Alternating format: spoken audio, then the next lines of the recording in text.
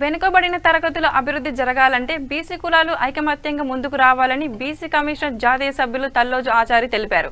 వనపర్తి జిల్లా కొత్తకోట మండల కేంద్రంలోని శ్రీ సాయిరాం ఫంక్షన్ హాలులో జరిగిన బీసీ కులాల సమస్యల సాధనకై జరిగిన సమావేశానికి ఆయన ముఖ్య అతిథిగా హాజరయ్యారు.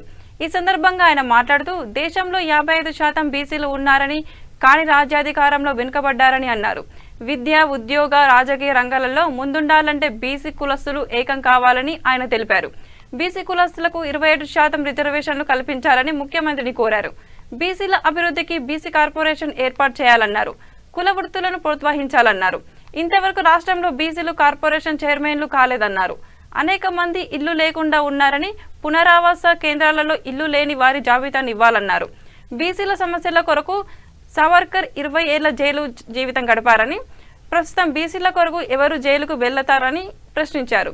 బీసీలు ఐకమత్యంగా ఉంటేనే అన్ని రంగాలలో అభివృద్ధి సాధించవచ్చని ఆయన తెలిపారు. ఈ సమావేశం బీసీ సంక్షేమ సంఘం రాష్ట్ర ప్రధాన కార్యదర్శి రాజాల యుగేందర్ గౌడ్ అధ్యక్షతన జరగగా దుర్గయ్య, కనకాల శ్యామ్, శేఖర్, కాశన్న యాదవ్, శ్రీనివాస్ గౌడ్, సింగం నగేష్ తదితరులు పాల్గొన్నారు.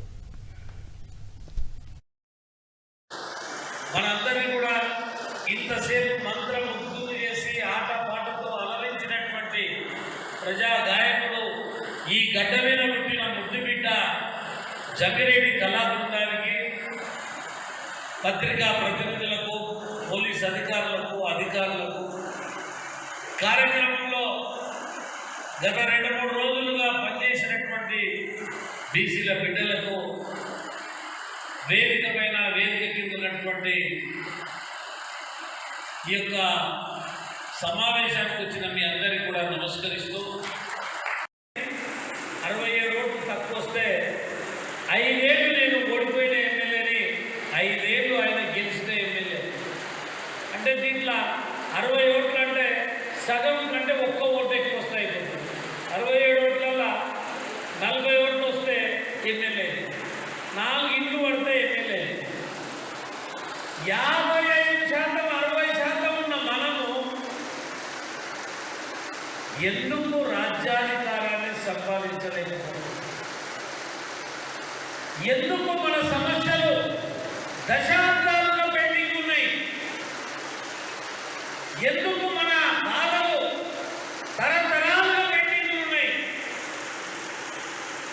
200 ఏళ్ళు బ్రిటిషర్లు పరిపాలించారు, 500 ఏళ్ళు మొఘలాయులు పరిపాలించారు, 70-75 ఏళ్ళు రాజ్యాంగబద్ధంగా మనల్ని పరిపాలించారు కదా. 100కి 60 నుంచి 70% ఉన్న బీసీలకు ఎప్పటికీ కష్టాలా? ఎందుకు ఈ కష్టాలు అంటే మనం సమైక్యంగా లేము, ఐక్యంగా లేము, ఒక్కటిగా లేము. 120 కులాలుగా విభజించారు. కుల వృత్తులేమో మనవి.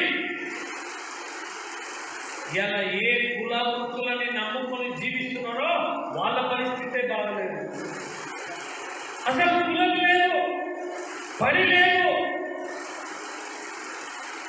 వాళ్ళు ఎలా రాజ్యాధికారంలో ఉన్నారు? ఎందుకంటే వాళ్ళకి ఏం పని లేదు. నీతో చెప్తారు.